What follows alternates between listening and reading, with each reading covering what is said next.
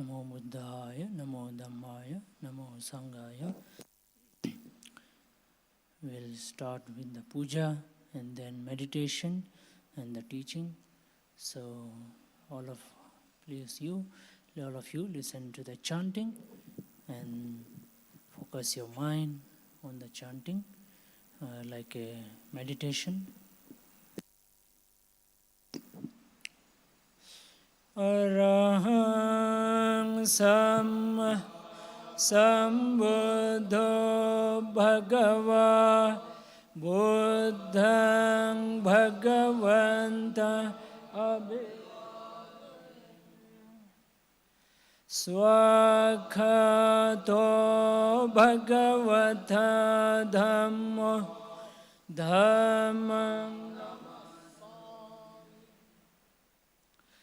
Supatipanno Bhagavato Savaka Sangho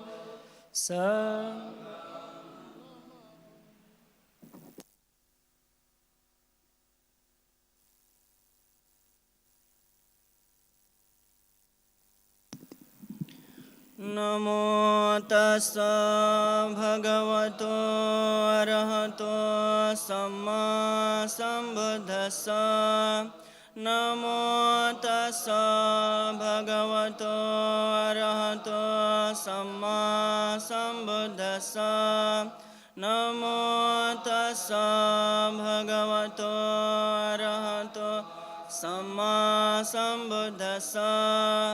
Iti piso bhagava arahang samma sambuddha vijacharana sampanno sugato lokavido anuttaro purisa dhamma sarati sattadeva manussanang buddha bhagavati. Namo tassa samma sambuddhassa ye ca buddha atita ca ye ca buddha anagata paccuppanna ca ye buddha ahang vandami sabbada natti me saranang anyang buddha me saranang varang etena sajavajena hotu me jaya mangalang uttamangena vandehang padapang sovarottamang buddheya kalitadasa buddha kamatutang mamang buddhang yavani bana pariyantang saranang gacchami. Swakhato bhagavata dhammo sanditthiko akaliko ehipasiko upanayiko pachatang veditambo vinyo iti. Namo tassa niyanika sadhammasa ye ca dhamma atita ca ye ca dhamma anagata accapanna ca ye dhamma ahang vandami sabbada natti me saranang anyang dhammo me saranang varang etena sajavajena hotu me jaya mangalang uttamangena vandehang dhammang ca dividhang varang dhammeya kalitadasa dhammo kamatutang mamang dhamma saranang Supatipanno bhagavato savaka sangha Ujjapatipanno bhagavato savaka sangha Nyayapatipanno bhagavato savaka sangha Samechipatipanno bhagavato savaka sangha Yadidhang chattari purisa yogani Atta purisa puggala Esa bhagavato savaka sangha Ahuneya pahuneya Dakhineya anjali karaniya Anutarang punyang ketang Lokasate Namo tassa attariya puggala Mahasanghasa Yecha sangha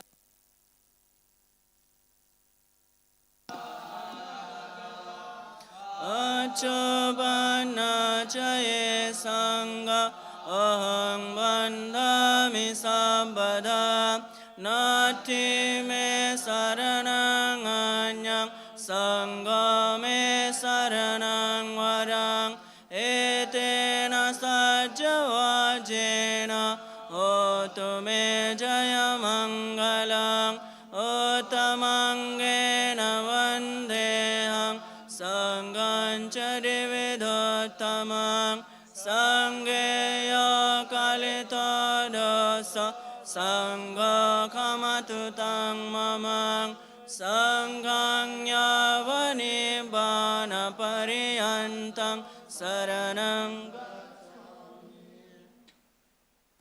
Evang bodang sarantanang Dhamman sanghan ca bhikkhava Bhayang vancham vitatang va Lomahang Sarapaditena dipena tamadang sina Tilokadipang sambodang Pujayami tamonadang Gandha sambarayotena dopena hang sugandhena Pujaye pujaniyantang Puja bhajanamottamang Vannagandha gunopetang Etang kusamasantating Pujayami munindasa Sirepada saroruhe Pujeme buddhang kusumena nena Punyena mete Popang milaya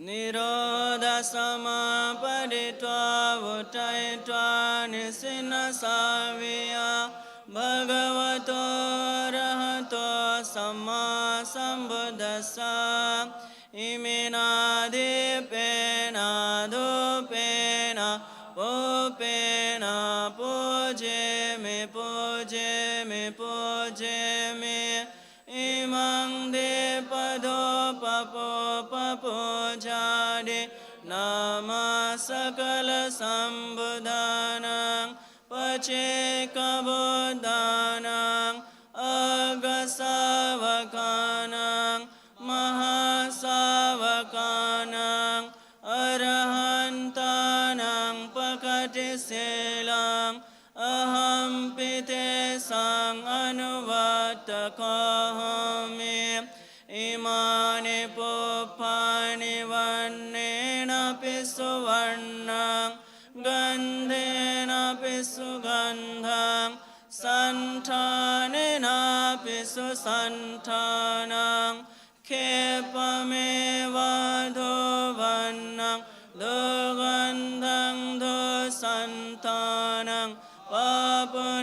sati evameva sabbe sankhara anicca sabbe sankhara dukkha sabbe dhamma anattati imaya dhammanudhamma patipattiya buddhaṃ puja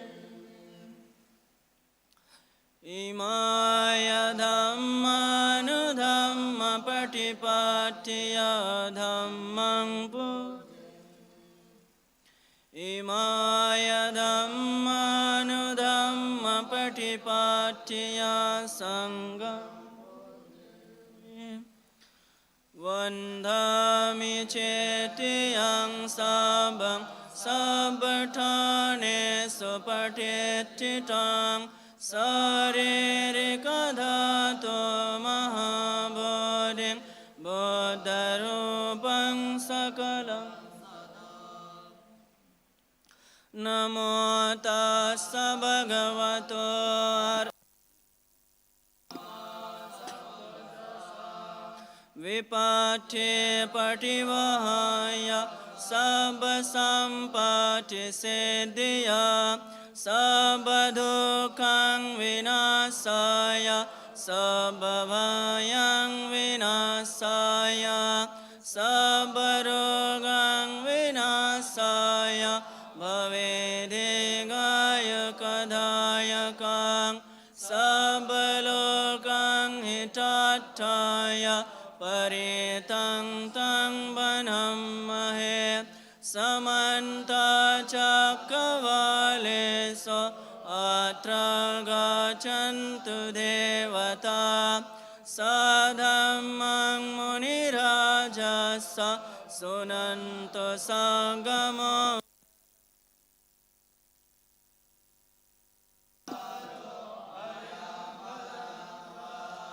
Dhamma savana kalo ayam badanta Dhamma savana kalo ayam badanta Namo tassa bhagavato arahato samma sambuddhassa karaniyamata kusalena yang tang santang padang avisamecca sakko ujo cha sojo cha sovaco sa samudu ana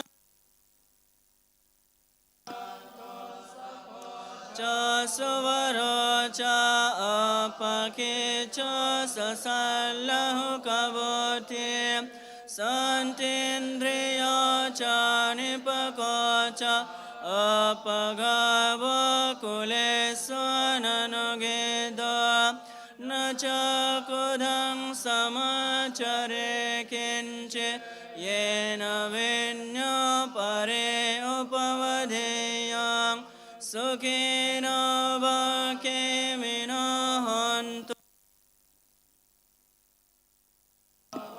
Tasukitata ye kechipana bhutate tasavata varavanavasesa dhigava ye mahantava majjimarasakana katola dittava ye vaditta ye chadore vasanti avidhure bhutava sambhave seva sabbe satta bhavanta sukhitata na paro parang niko beta nyati maneta kata chinam kanche Vyarasana patigasanya nanyamanya sadukamichya matayatani yang putang ayusae kaputamanurake evam pisababhuteso manasang bhavaye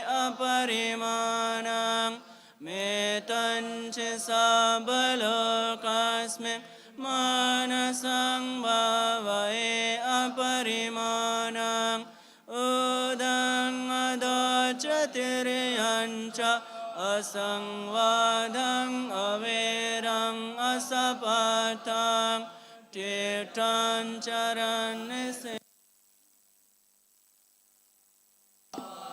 Yavata Savigatameda Etang Sating Aditteya Brahmametang Viharang Idamaho Dittin Chanupagamma Silava Dasanena Sampanna Kamiso Vinayagedang Nahe Jato Gabbaseyang Punaretete Dukkha Patachani Dukkha Bhaya Patachani Bhaya Soka Patachani Soka Untu Sabbe Pipanina Etena Sajavajena Sotite Hotu Sambada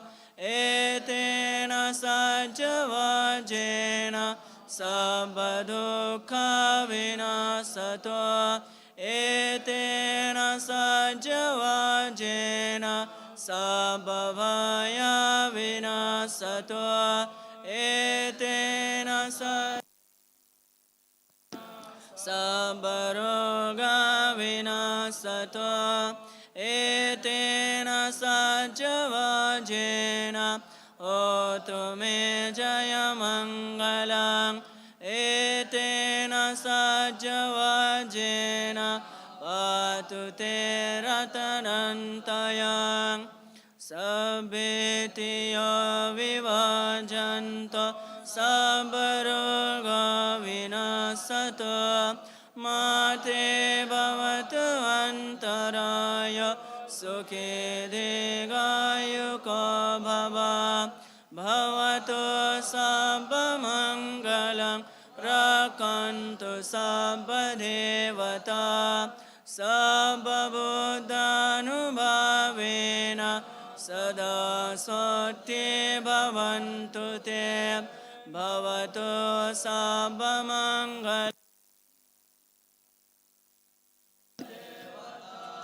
Sabba Dhammanubhavena Sada Sotti Bhavantu Te Bhavato Sabba Mangalam Rakantu Sabba Devata Sabba Sanganubhavena Sada Sotti Bhavantu Te Nakataya Kabhutanam Papagahani Varana Paritasanubhavena Hantu Te Upadave Deva Vasatu Kalena Sasa Sampati Hetu Cha Peto Bhavatu Loko Cha Raja Bhavatu Dhammiko Yang Dunimitam Avamangalancha Yachamana Posakuna Sasado Papagaho Buddhanubhavena Vinasaminto Dhammanubhavena Vinasaminto Sanganubhavena Vinasaminto Akasata Chabhummata Devanaga Mahedika Punyantang Anumodetva Chirang Rakantu Sasanang Chirang Rakantu Desanang Chirang Rakantu Mang Parang Etavata Chammehe Sambatang Punya Sampadang Sabbe Deva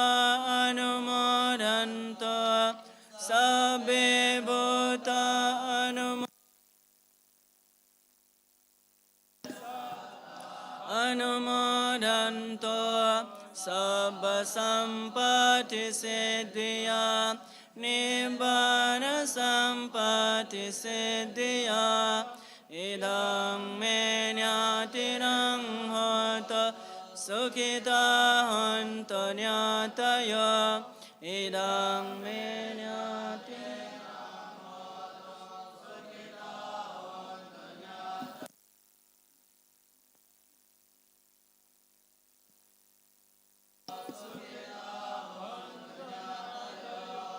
Sabbe Buddha Balapata Pachekananjayang Balam Arahantanan Chatejena Rakang Bandami Sabbaso Sabbe Dhamma Balapata Arya Sachana Jayang Balam Dhamma Chakka Satejena Rakang Bandami Sabbaso Sabbe Sangha Balapata Vimuttanan Jayang Balam Sasana Satejena Rakang Bandami Sabbaso Kain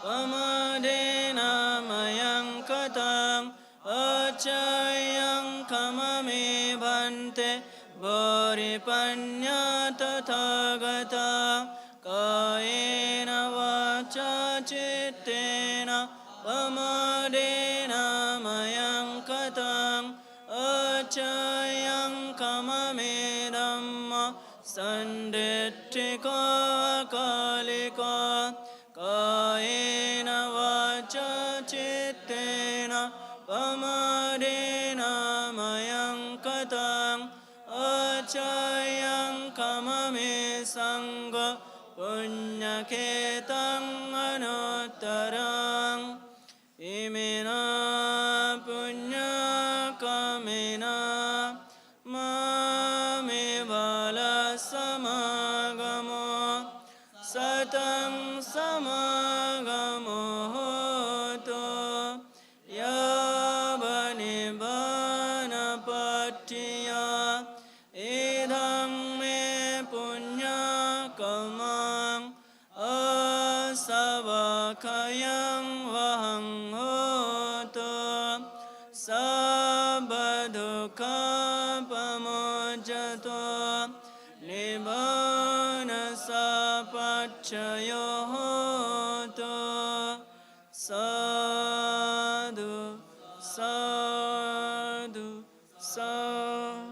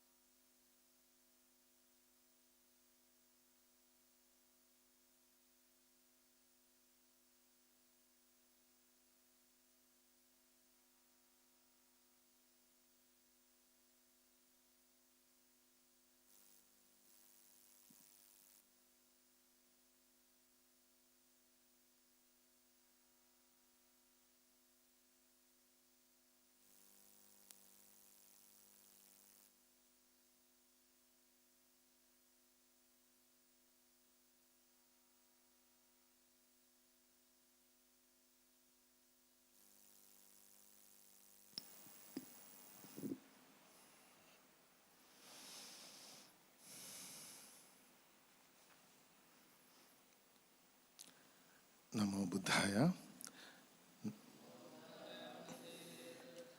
Now, it is time to meditate.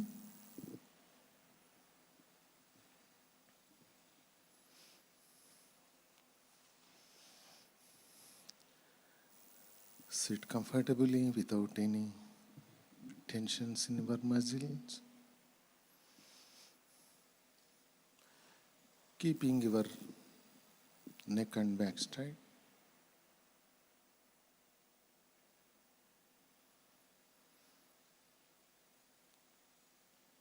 Place your hands on your lap.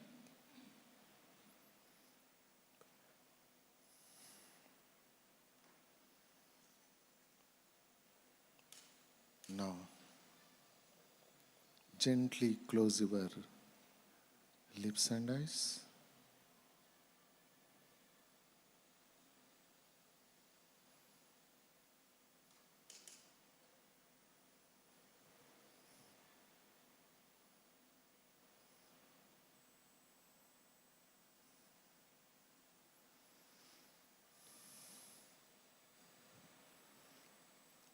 Now, start observing your breath.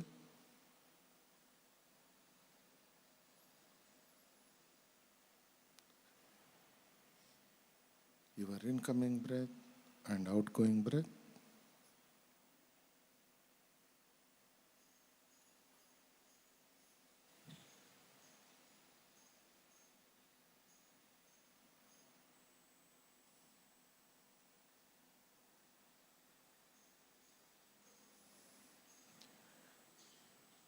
Your incoming natural breath may be long. If it is long, you note that it is long. If it is short, observe that it is short.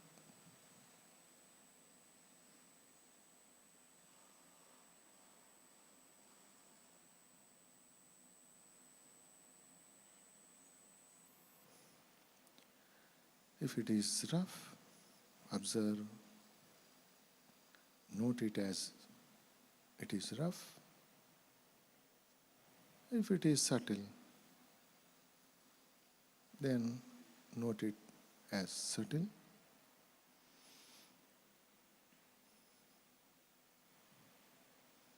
Similarly, observe your outgoing breath too and note as it is.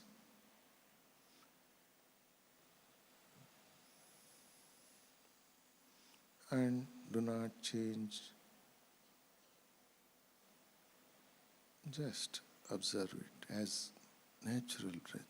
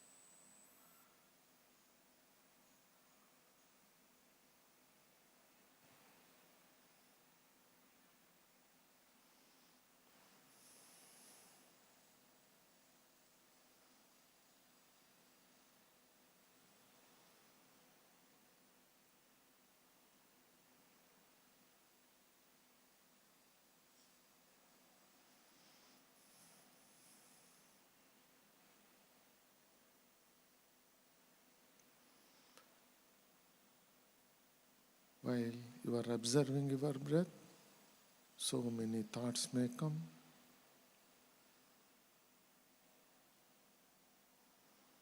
You may shift your attention from your breath to those thoughts.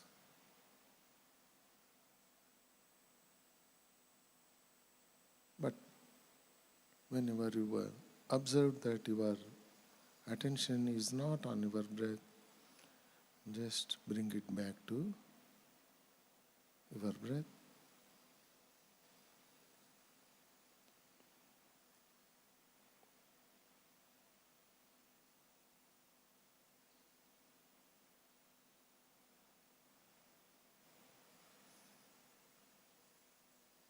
Be vigilant, be ardent.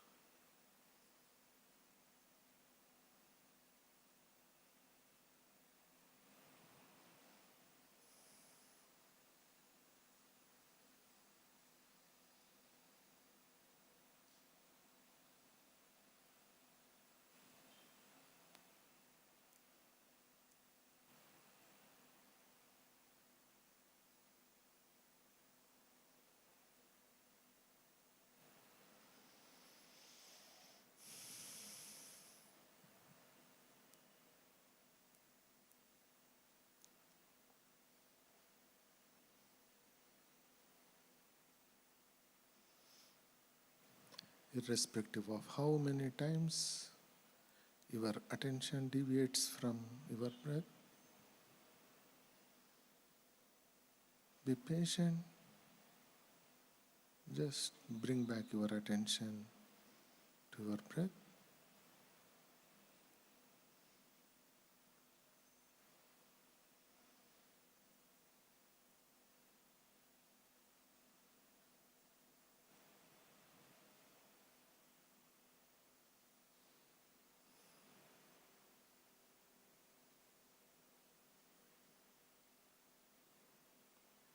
Don't judge. Be patient. Be attentive.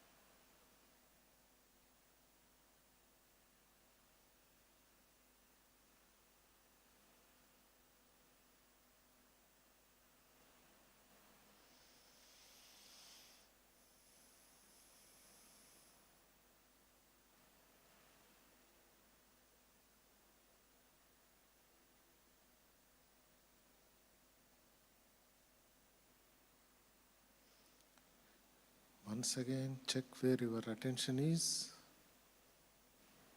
If it is elsewhere other than your breath, just bring back your attention to your breath.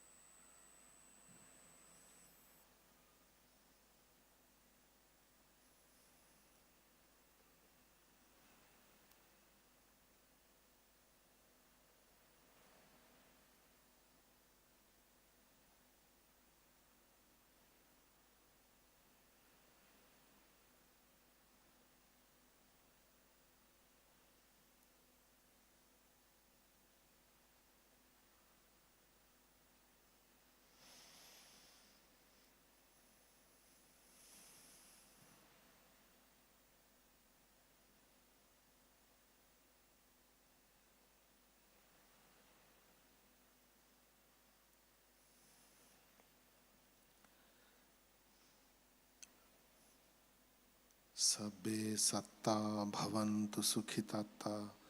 May all beings be happy.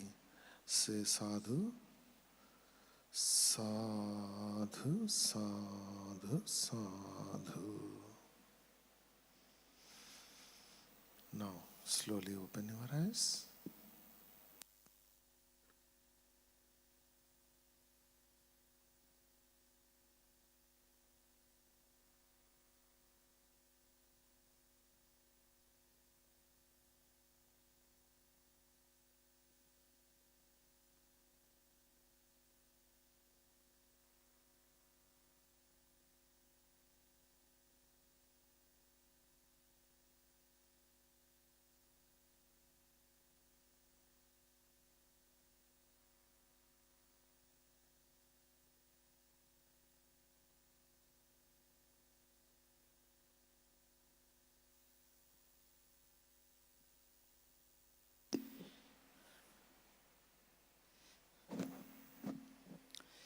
Namo tassa bhagavato arahato samma sambuddhassa.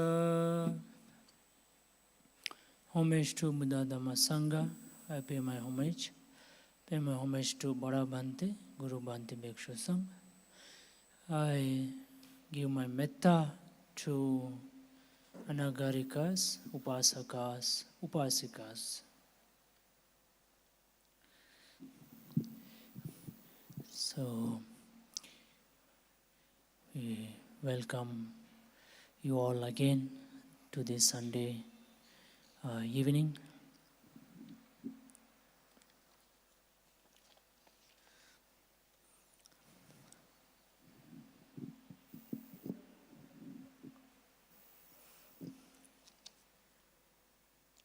So like every Sunday, today also, let us listen to Dhamma as taught by Buddha himself from the Sutta. Suttas are the teachings of the Buddha as he taught. And like we listen from one of the recent sutra that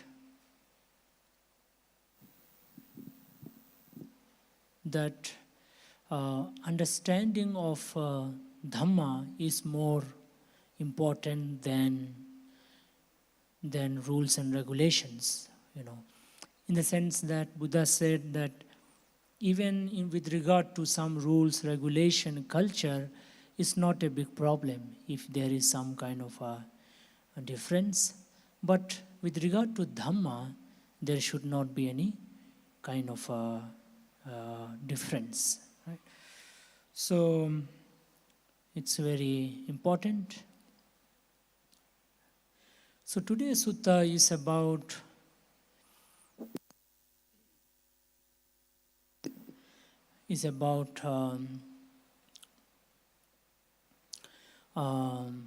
spiritual penance, what we call tapasya. I don't know about the Western culture, but in the Eastern culture, there is this practice of tapasya, different kinds of tapasya, sometime, like in the Islam recently Ramzan, also in the Christianity, similar kind, what they call, I don't know. They also have that.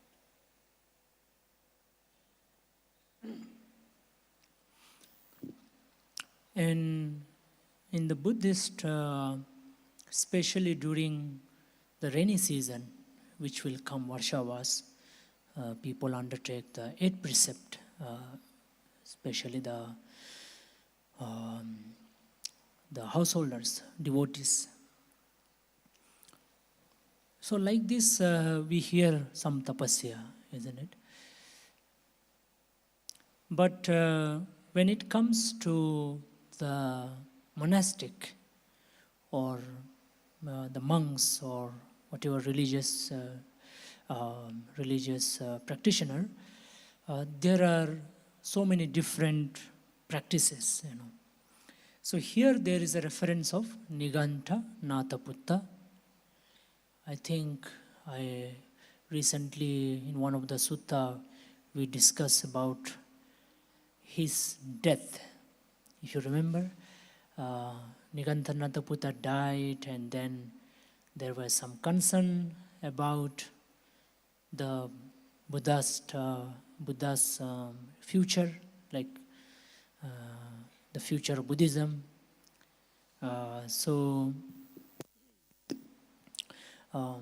Because there was some fight among themselves, right? Do you remember the sutra? Yeah? Those who are regular, they can remember. So today also with regard to Niganta Nataputta, so again with regard to them, but on different contexts, because they were known for very strict kind of penance, very strict kind of certain spiritual sadhanas, you can call it, sadhanas, tapasya, pavasa, something that you do for the spiritual growth, certain special thing that you undertake. And as hard, anything too hard, too difficult, maybe most people think, oh, it's great. It's great, isn't it? Like if somebody is, let's say, taking some very tough spiritual practice, isn't it? Or they're not eating for many days, like that. Then what you think? Oh, that's a great practice. Don't you think? Yeah, but Buddha has a different take on it.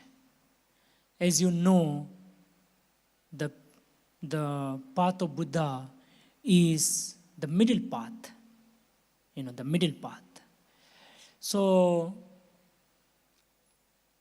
here too, there is the mention of that with regard to karma.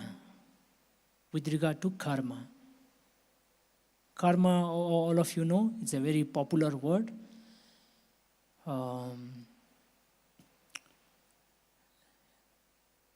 And with regard to the destruction of karma, sometimes, I also sometimes listen to many videos these days. People talk about how to cut your karma, how to destroy your karma. Those kind of videos I'm seeing on YouTube, and people are quite interested in that, But with regard to karma too, Buddha has a different interpretation, or So it's all about that. So I thought, since most of you are aware of tapasya, most of you are aware of karma, so I thought, let me share this sutra so that you have some understanding about the Buddha's view. What is Buddha's view? How Buddha looks at it.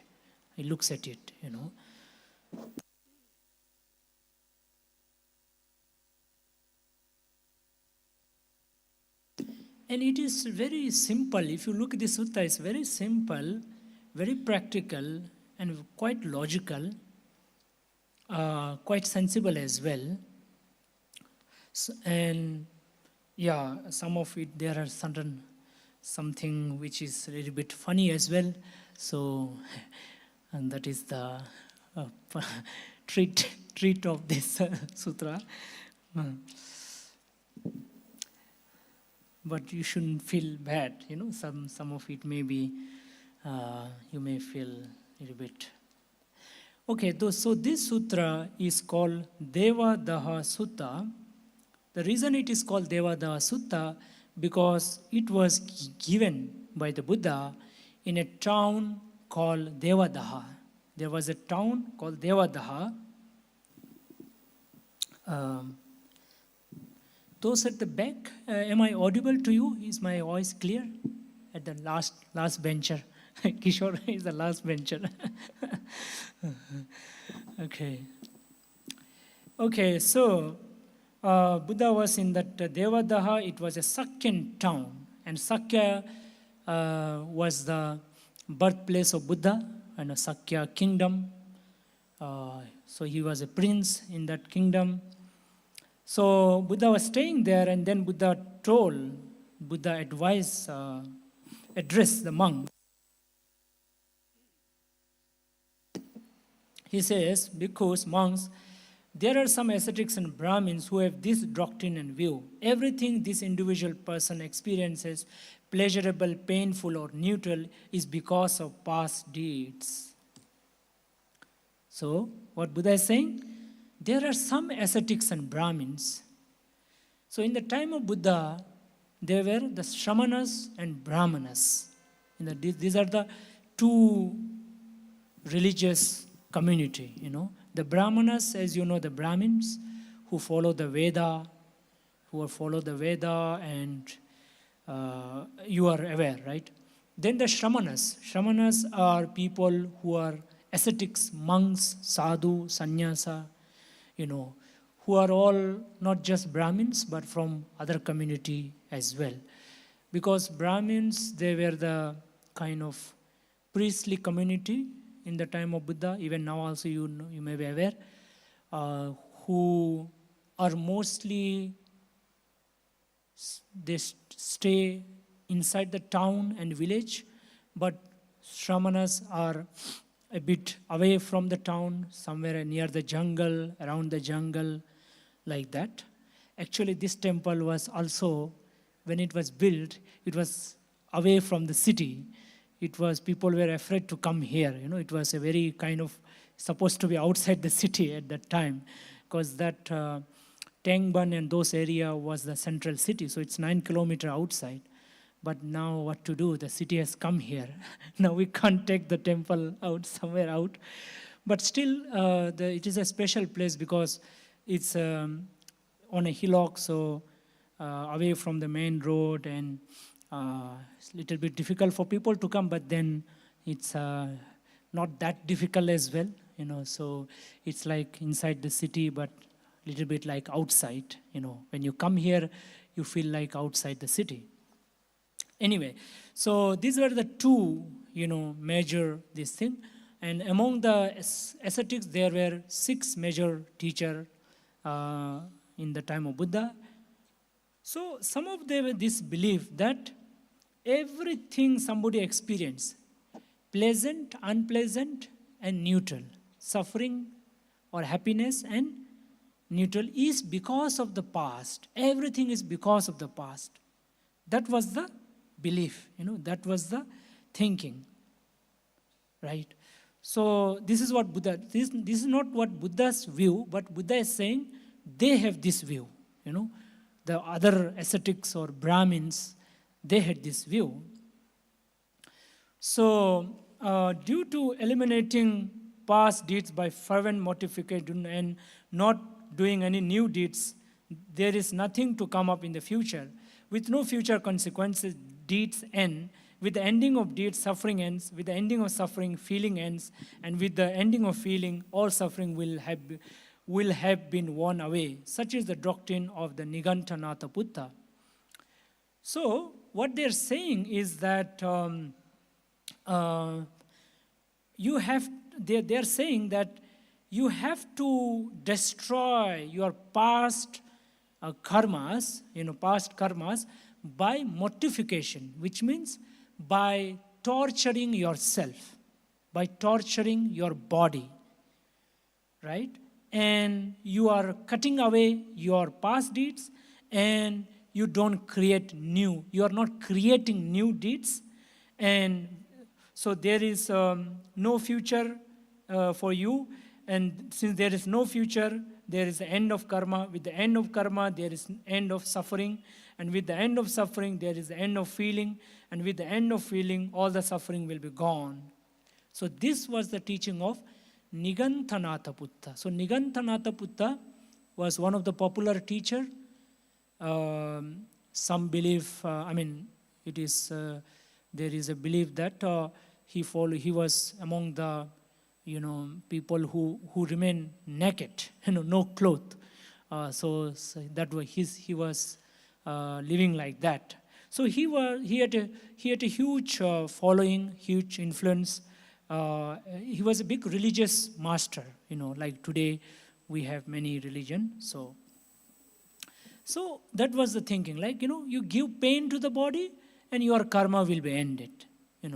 Like what. For example, those gurus or those monks, ascetics, they used to, like Buddha himself did, right, before becoming a Buddha. Like now sun is there, go to the sun, torture your body. Winter time, go inside the river, torture your body. Stand on one leg. Some used to stand, some used to put their 2 legs on the tree and head down. Some were not eating for 2 days, 3 days, 1 week, like that. Some used to pluck their hair, crack, like this. And like that, So torturing the body, they think with that they can cut their karma, and with the cutting karma they can cut their suffering, and they will no rebirth. No rebirth means no suffering, right? So that was the belief. So what Buddha does, he goes to them, right? He goes to them and he asks, is it really true that this is the Venerable's view? They admit it. So he went to this religious guru, Nigantha Natha Buddha, and he says, do you believe like this? Buddha asked him, that teacher, or those community, he said, so they said, yes, we believe like this, we are torturing the body,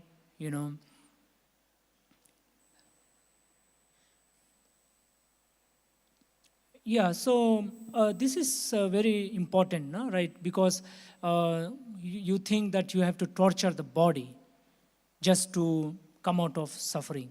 That was his belief. So Buddha asked him, I said, but Reverend, do you know for sure that you existed in the past and it is not the case that you did not exist? No, we don't, Reverend.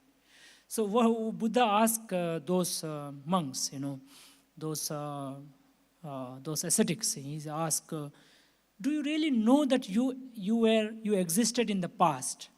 You had a past life, or you did not have a past life, or you had a past life. Do you know that? They said no. Why Buddha asked? Because they are thinking everything is past. Everything is because of the past. So that is why Buddha asking, do you really know that you existed in the past? Why you have to ask? Because you are saying everything is past. But according to Buddha, everything is not past, But according to him, everything is the past. Everything is because of past. So he said, we don't know. We are not sure, Do you know for sure? But Reverend, he's saying respectfully, of course, but sir, or Reverend means sir. But sir, do you know for sure that you did bad deeds in the past? This is also very important. No? Buddha is asking very respectfully, because he is another religion. So he is respectfully asking, Buddha is saying, but sir, like that, Reverend or Bhante. So he is not just trying to look down upon them, but just he's going to them so that just for discussion, right? Discussion, and also because just to maybe help them or just discuss whatever, right? So he's saying, but Reverend, do you know for sure that you did bad deeds in the past? No, we don't, Reverend. So first of all, you did exist. No, I don't know. Did you do something bad? Do you remember, sir, you have done something bad? No, I don't.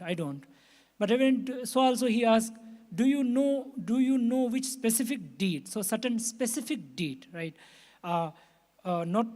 First of all, he is asking, do you know any bad deed you have done? No. So do you know a particular, okay, I have done this deed, this. No, I don't, we don't know. But Reverend, do you know that so much suffering has already been worn away, or that so many suffering will still remain to be worn away, or that when so much suffering is worn away, all suffering will have been worn away? No, we don't, Reverend. So he is saying, Buddha is again asking, do you know that you have this much suffering left to be, done away, and this much suffering has already been done away, already been removed? Do you know how much suffering like this? So we don't know. Then he's saying, but Reverend, do you know about giving up unskillful qualities in this very life and embracing skillful qualities? So then Buddha is saying, okay, you don't know all of this. Let's say, now, first of all, he asked about the past. So they don't know. They don't know whether they existed in the past. They don't know whether they did something bad in the past. They don't know any specific karma they have done in the past. Or they don't know so much suffering is left, so much suffering has been left or has to be removed. Not sure, nothing.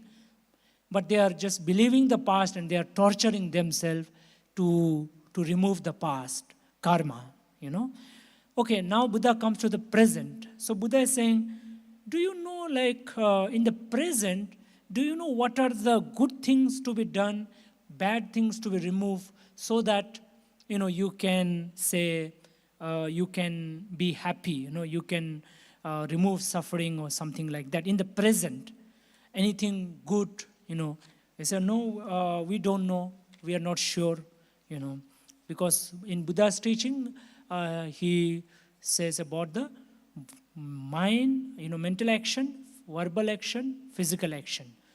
3 doors of action, divided in 10 types actually, by body, speech, and mind. By mind,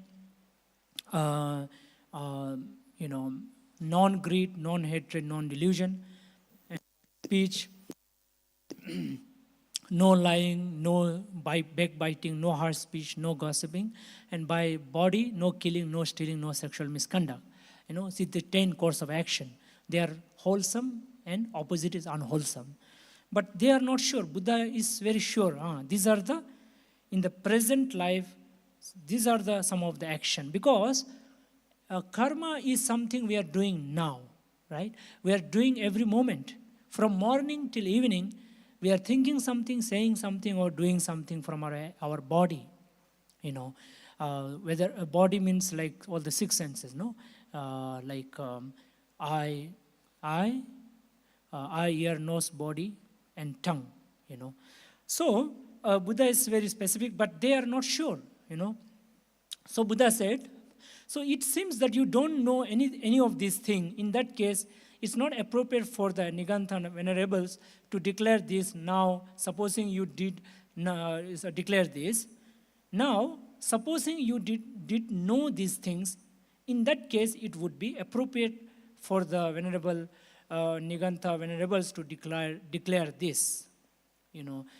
So Buddha is saying that you are torturing yourself to cut down some past karma, but you don't know your past life, you don't know how many karmas left, what bad karma you have done. You don't know all of this, and you don't even know what to do in the present, which is good and which is not good. You don't know that. But so it is not right, it is not appropriate for you to just say like this, that everything is from the past. Everything is the past. This is one of the very important question in today's time, right? That we think, anything bad happens, my past karma. Anything good happen, God, right? So this is some kind of a thing in our Indian belief system, right? Anything bad, my karma. Anything good, the God. So anyway, we will come to that as well. So what Buddha is trying to say is that you cannot blame everything on your past.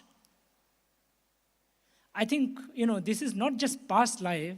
In our present life itself, we cannot blame our childhood or our past in this life itself.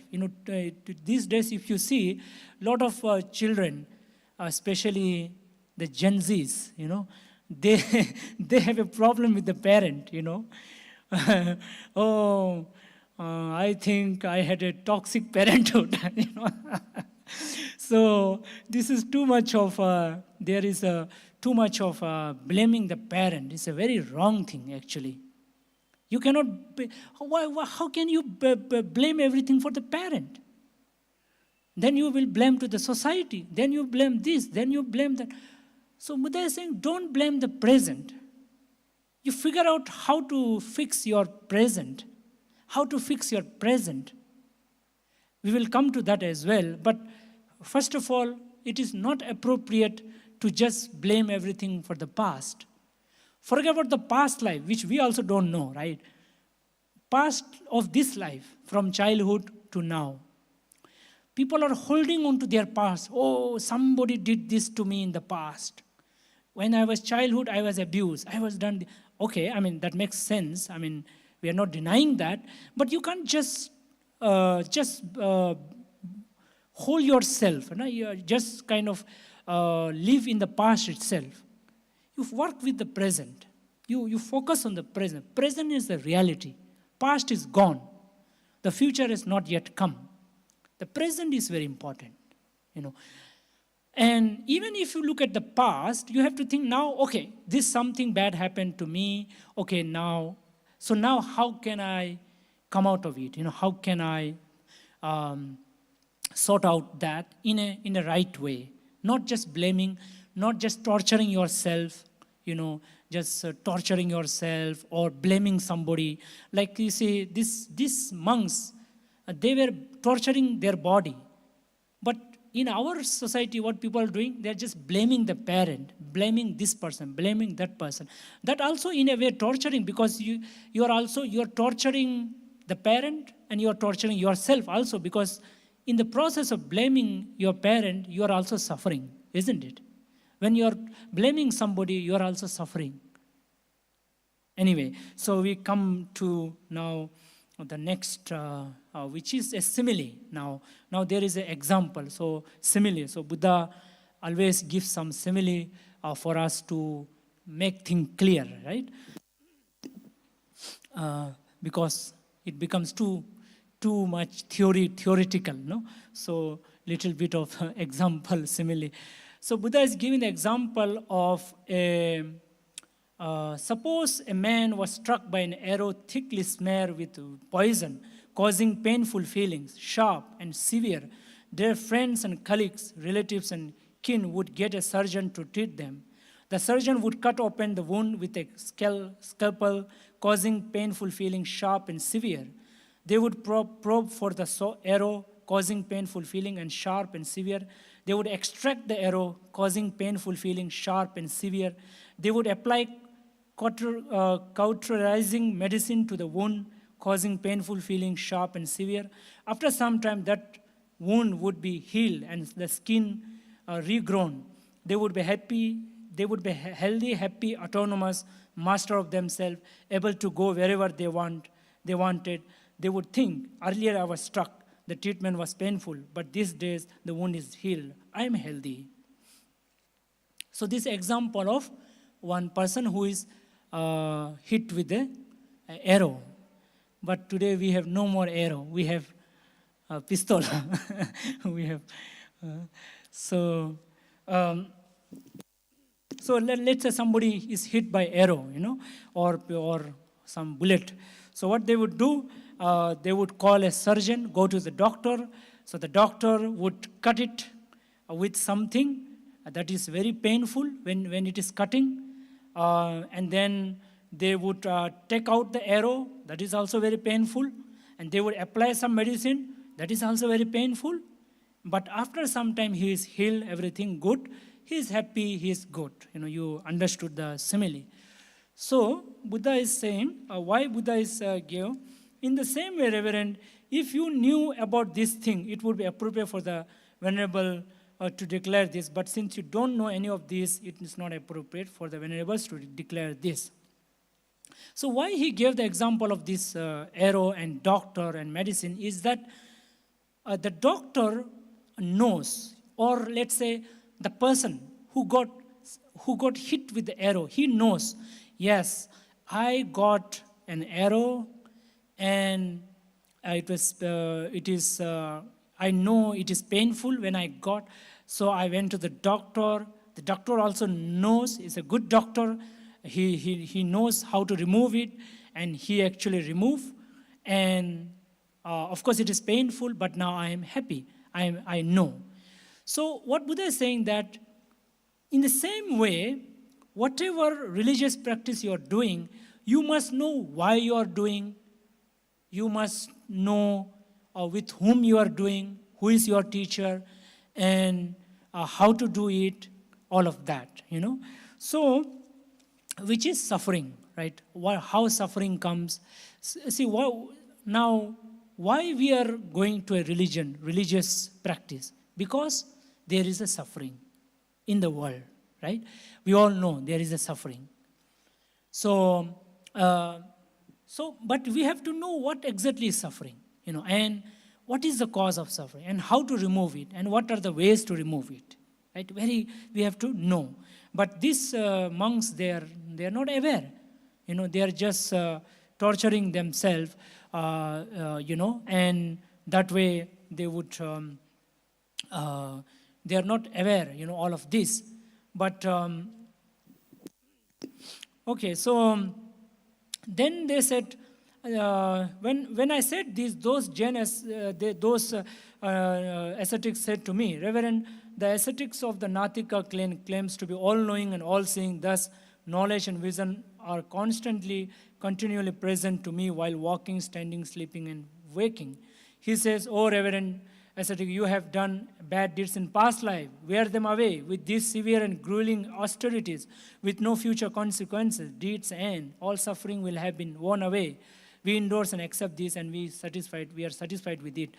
So when Buddha said like this, so they said, oh, we follow this, our teacher, Nigantanatha Putta Nyatika, so he knows everything, and he has a very clear vision. He is always, and he says that, oh, you have done this bad in the past, so you have to torture yourself so that you can cut your karma and you will be free from suffering. So this is what our teacher is saying, so we are doing like this, So then Buddha said, when they said this, I said to them, these 5 things can be seen to turn out in 2 different ways. What 5? Faith, endorsement, oral transmission, reason, train of thought, and acceptance of view after deliberation. So then Buddha said to them that when you are following, somebody, there are 5 things. First of all, there are 5 ways you follow somebody. First of all, you have a faith in somebody. You follow somebody because you have a faith, which means you know something about that person, some quality, some goodness, and then, or sometimes you endorse, you accept his views, or certain thing which is coming from a tradition, or sometimes you are thinking with some reasoning, or sometimes you are after discussing, you are accepting. This is what the Buddha said. And when Buddha said to them, do you have such kind of structure to follow your teacher? They said no, they don't have any much idea. They're just following the teacher without any clarity of why they are following the teacher. So this is also important, because when you are following any particular teacher or guru or any master, you have to know why you are following, right? So the 5 things, as Buddha mentioned, like faith and certain endorsement, oral transmission, reason of thought, and acceptance of view after deliberation. So some kind of a structure, But I'll not go much into detail about these 5 things, but I think you have some clarity.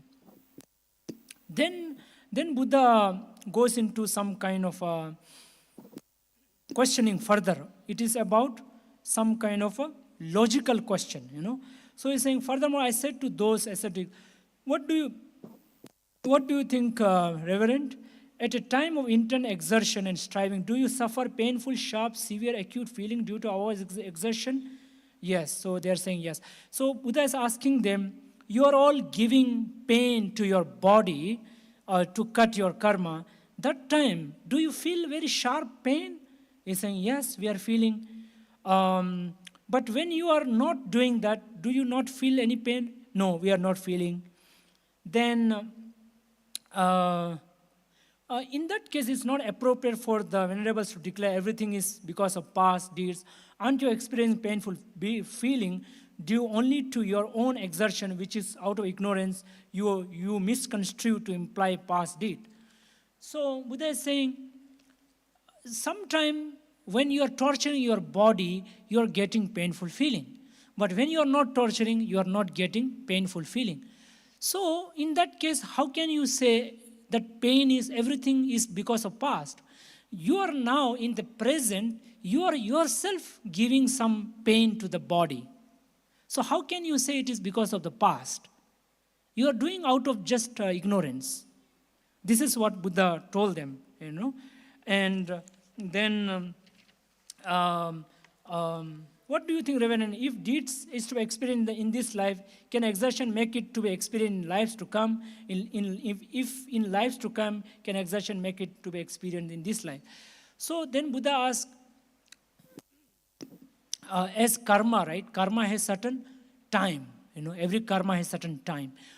Some karma will come in now, some in future, some next life, some many next life. So he's saying, if you are doing like this, some torture, can you experience some future karma now?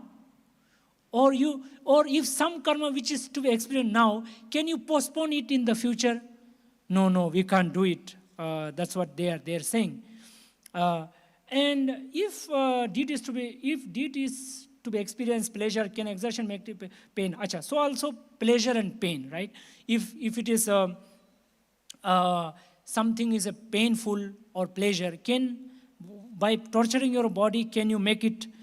Can you change the pain and pleasure? No.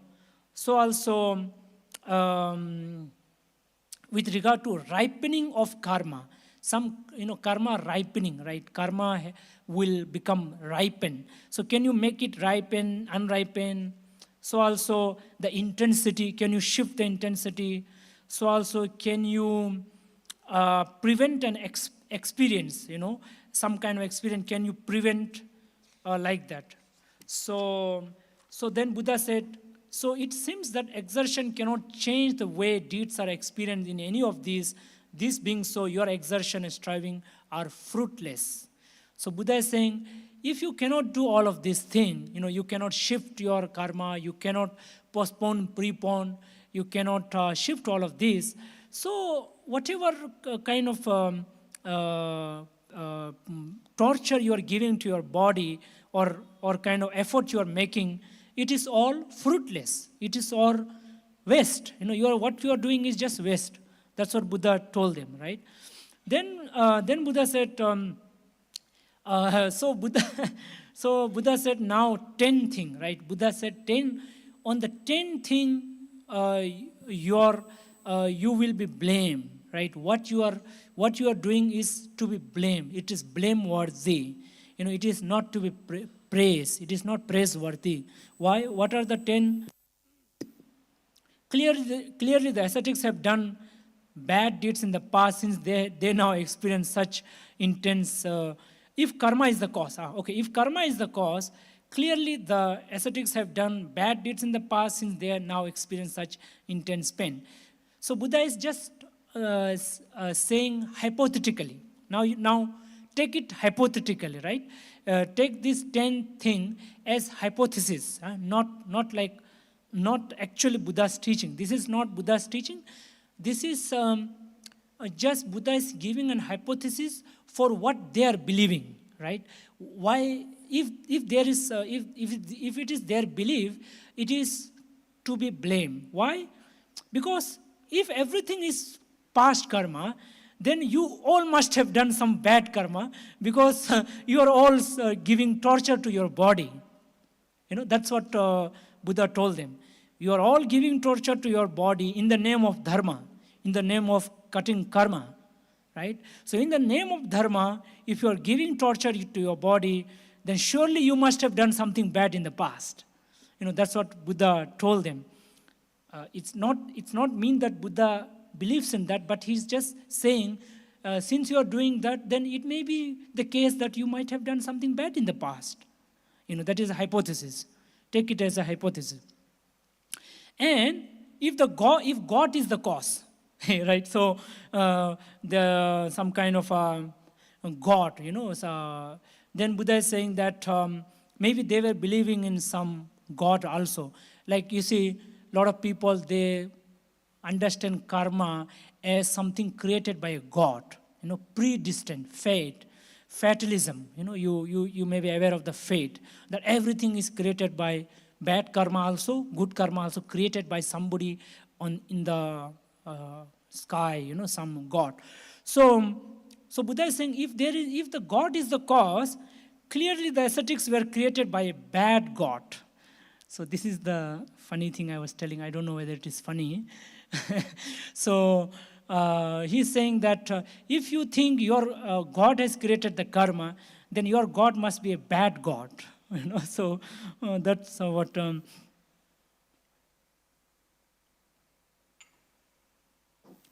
You must also ask, if you think that the God has created karma, then why did the God create a bad karma? You have to ask yourself. The God must be really bad God, isn't it? He has created suffering, so much suffering in the world. If you believe that God has created everything, all the karma, I'm not saying other aspect, but the karma part, If circumstances is the cause, clearly the ascetics arise from a bad circumstances. If you just blame the cause as the circumstance, then clearly you have a bad circumstance. That's what Buddha is telling those ascetics. If class of rebirth is the cause, clearly the ascetics have been born in a bad class. Now, class like what we call the jat, which community you are born, something like that. If present effort is the cause, clearly the ascetics exert themselves badly in this. If the present effort, present whatever effort or whatever work or they are doing, tapasya, then clearly that is a wrong tapasya,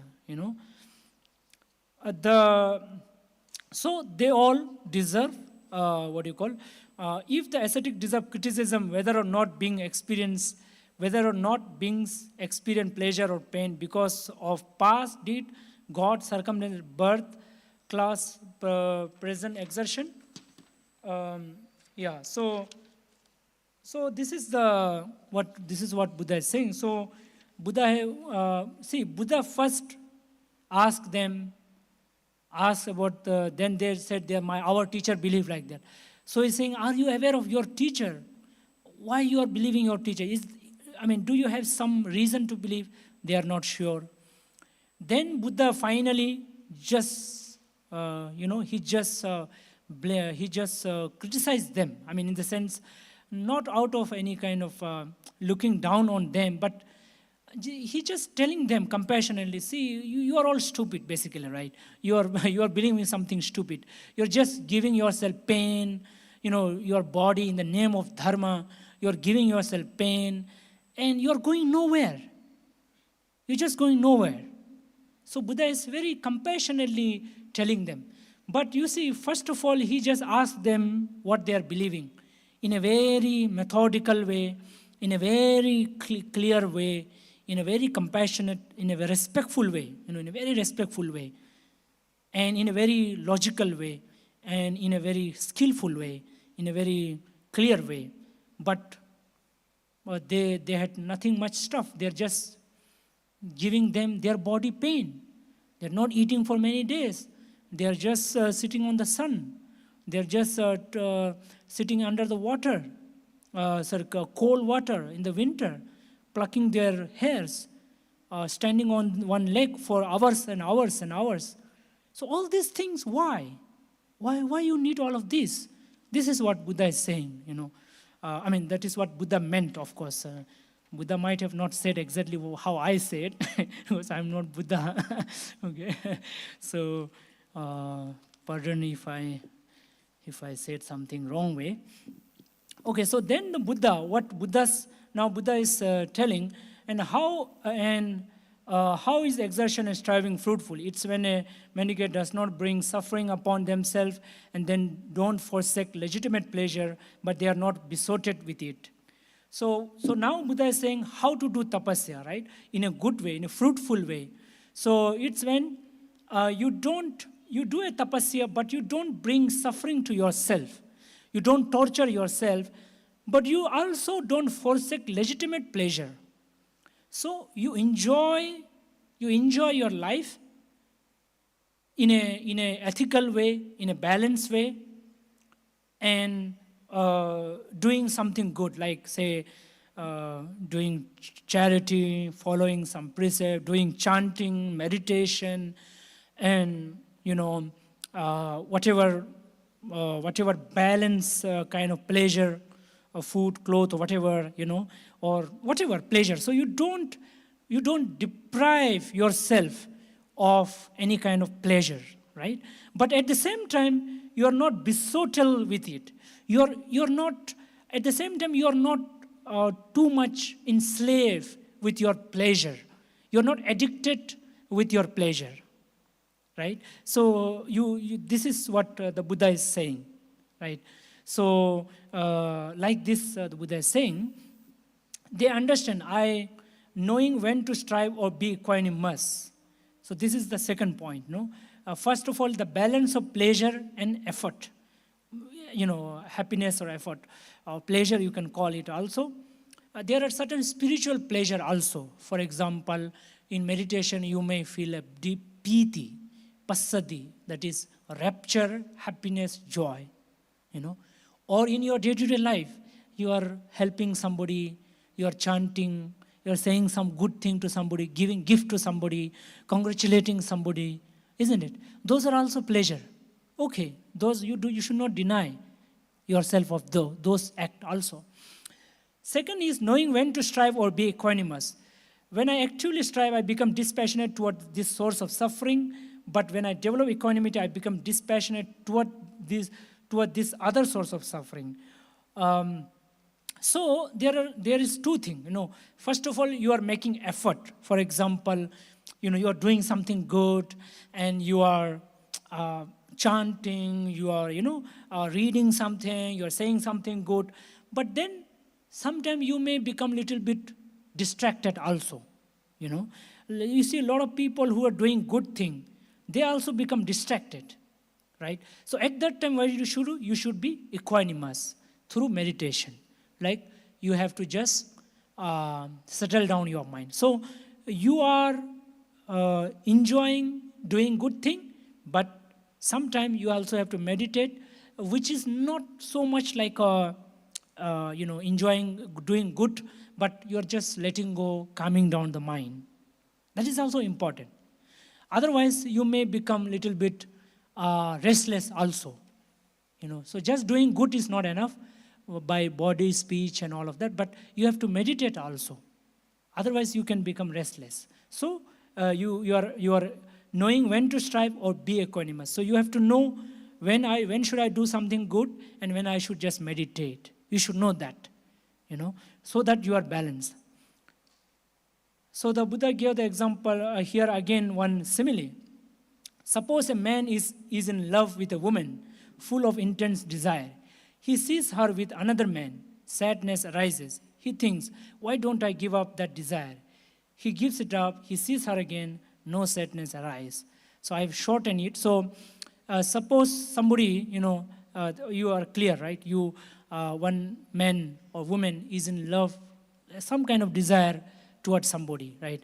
And then you see that person with another person, then you feel sad, But then you give up that desire, so there is no sadness. So in the same way, through active striving or developing equanimity, suffering is worn away.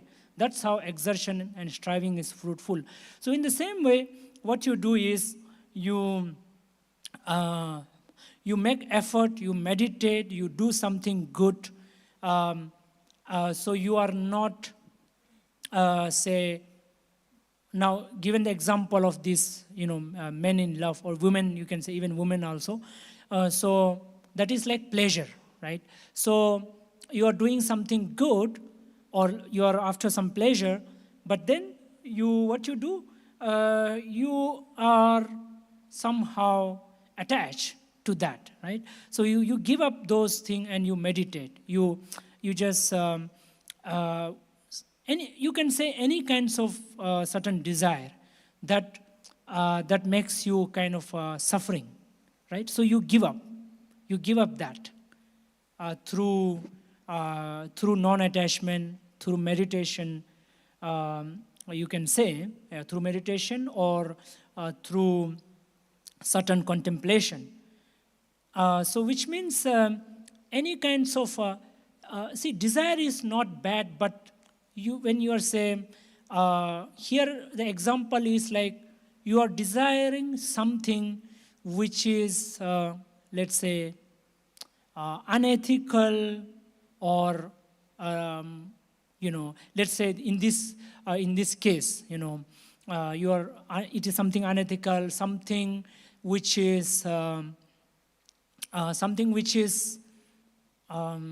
out of, you can say, out of the social boundary, out of your physical capacity, right? Which means, as I said earlier, you can enjoy your life, in your day-to-day life, mundane life, as well as spiritual life, but within certain boundary, right? So you don't cross the boundary, and then that way you can give up, say, the desire, what we call the wrong desire, unhealthy desire. Actually, whether it is healthy or unhealthy, desire is desire, but initially at least we have to give up unhealthy desire, and then eventually you move toward the healthy desire, with the healthy desire, and then you become free from the desire itself eventually. I hope it is clear. Just like,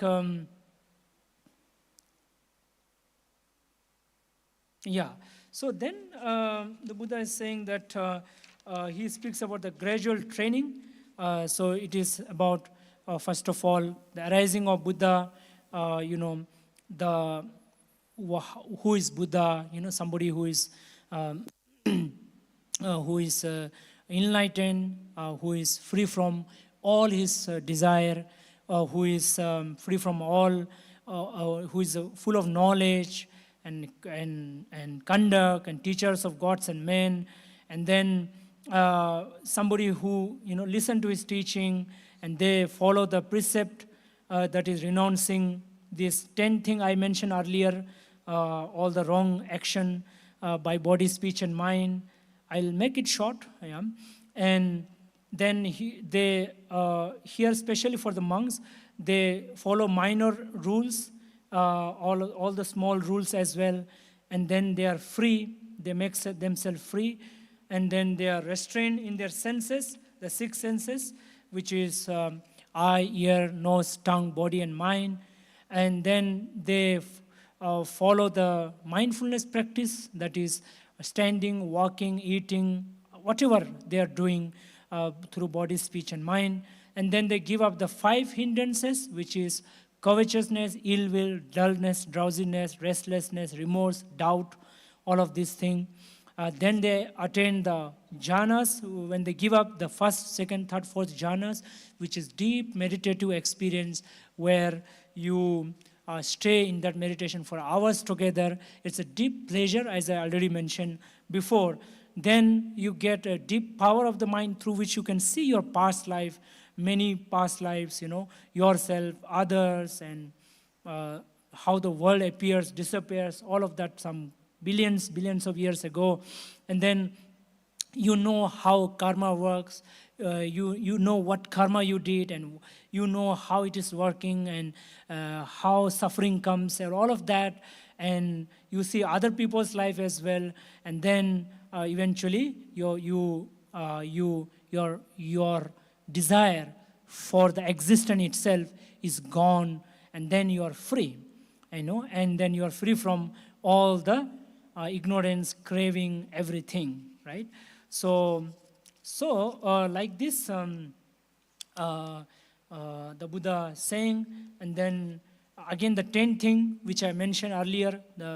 Buddha, opposite of that, Buddha says that if deeds are the cause, then the Buddha has really done a good deed. If God is the cause, so Buddha was created by a good God.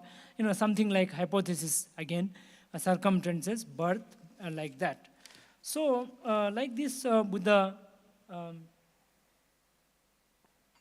gave them the teaching, and surely some of them might have understood, right? To just sum up what the sutra, we can say is that torturing yourself and others is not the solution for the problem. I think that is one line I can sum up what Buddha is saying. Just torturing yourself cannot just kind of free you, but in a methodical way, you are balancing yourself and with regard to karma. Surely a lot of our things are dependent on past karma as well, but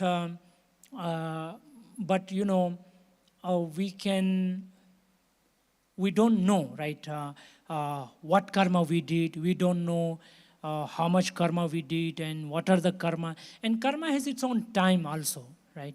So we don't need to so much worry about karma. Sometimes people come to me and also they are telling, oh, what karma I would have done. Just they ask me to see their, what do you call, hand and see what is the karma and all of that. So it's not important, because we have taken like uncountable lives, millions and billions of lives. So we don't know how much karma we did, and we don't know what are the karma will be due to give its result, ripening. We don't know. So we should not so much worry about our past karma, right? So what we should do is, right now, we should do good karma. We should think good, speak good, act good in our life. And then then that way we can take our life forward, and we can, as Buddha mentioned here, we can balance our life, and we can create goodness for our life. And so karma, we can't so much be worried, because some karma may come, despite all your goodness, some karma will still come. Sometimes people say, oh, I am doing so many good things, I have not done. Why some bad thing is happening to me? This is sometimes the question, right? But as I said, so many karma we have done, we don't know what are so many karma. So some karma will come, let them come.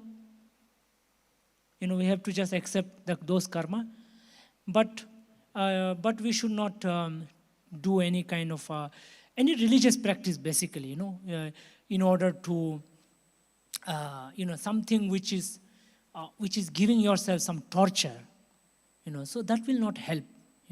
So how it will help, as Buddha mentioned, some doing good, thinking good by body, speech, and mind. Instead of how can I help people, how can I be kind, compassionate, how can I say, do good, do this thing in the practical world through speech and action. How can I apply, how can I lead my daily life in a more kind, compassionate way. So then that way you can create good karma. And not only that, you will be actually, according to Buddha, actual cause is our ignorance. So when you are doing something good karma, again, as Buddha said, in a balanced way, not torturing yourself, but in a balanced way. Then you will basically you will loosen your say your ignorance or defilements like greed, anger, hatred, jealousy. All these things are the cause, which are there in our mind. So we have to see how we can decrease them, how we can gradually decrease all of that, rather than giving ourselves any tough, difficult thing. As they say, that don't work too hard, but work wisely. If you are working too hard, but without any wisdom, then all your effort will go in vain. That's what I think. That is also one of the takeaway from today's sutra, is that you are making a lot of effort, but it is not out of wisdom. If it's not out of wisdom, it will go vain, it will go waste. So whatever you are doing, you have to think, you have to have clarity. Otherwise it will go waste. Especially religious practice here, of course, but maybe you can apply in your day-to-day life also, because a lot of Buddha's teaching is based on day-to-day life, So with this, I conclude my teaching today, and I wish all of you good health, peace of mind, and happiness. And all our monks now do a blessing for all of you. Bhavatu sabbamang rakhantu sabba devata sabba buddhanubhavena sada sothe bhavantu te bhava Abhamangalang rakhantu sabba devata sabba dhammanubhavena sada sot tote bhavato sabba manga rakhantu sabba devata sabba sanghanubha na sada sothe bhavantu te. Sadhu, sadhu, sadhu.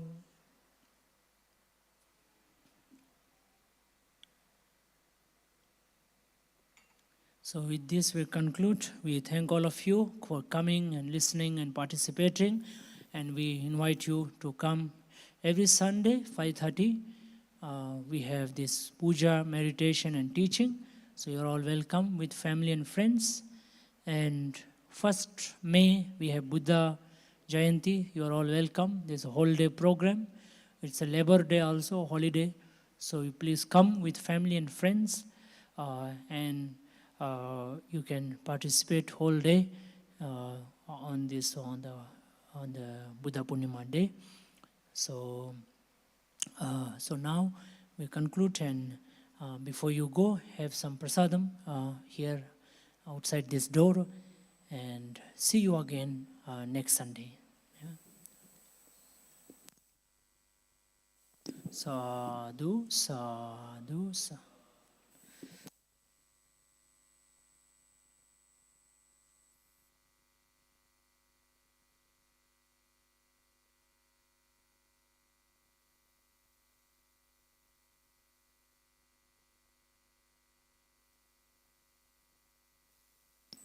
Shaman, phone.